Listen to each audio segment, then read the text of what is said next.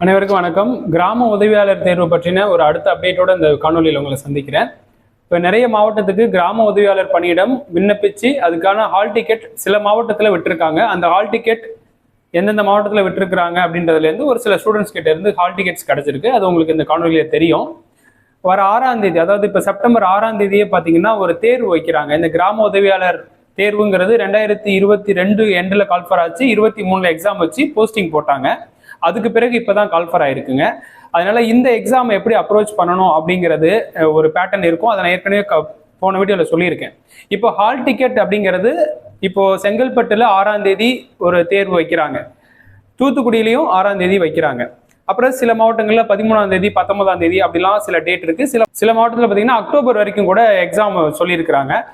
அப்போ இப்போ இந்த மாதம் அதாவது செப்டம்பர்லயே எக்ஸாம்ஸ் இருக்கு அப்படின்னு நினைக்கிறவங்க சில பேருக்கு இன்னும் ஹால் டிக்கெட் வரலங்கிற சில இஷ்யூஸும் இருந்தது. அதெல்லாம் கன்சிடர் பண்ணி தான் இந்த ஒரு காணொலி கொடுக்குறோம். என்னன்னா இப்போ ஹால் டிக்கெட் வரல அப்படிங்கிறவங்க என்ன பண்ணணும், வந்திருக்குங்கிறவங்க என்ன பண்ணணும்னு இந்த காணொலியில பார்ப்போம். முதல்ல வந்திருக்கிறவங்க என்ன பண்ணணும் அப்படின்னா, 6ஆம் தேதி எக்ஸாம் ஃபேஸ் பண்ண போறீங்க, இல்ல 10ஆம் தேதி எக்ஸாம் ஃபேஸ் பண்ண போறீங்க, இல்ல 13ஆம் தேதி எக்ஸாம் ஃபேஸ் பண்ண போறீங்க அப்படின்னா இதுக்கான ஒரு 3 பாடத்திட்டம், அதாவது நடப்பு நிகழ்வு, உங்களுடைய மாவட்டம் சார்ந்த தகவல்கள், கிராம நிர்வாக நடைமுறைகள், அது நம்மளுடைய ஆன்லைன் வகுப்புகளில் கிடைக்கும். நீங்க வேணும்னா தொடர்பு கொள்ளுங்க, இல்லை நீங்க செல்ஃபா ப்ரிப்பேர் பண்ணாலும் ஓகே. ஸோ அது மாதிரி ப்ரிப்பேர் பண்ணிங்க கிடைச்சவங்க.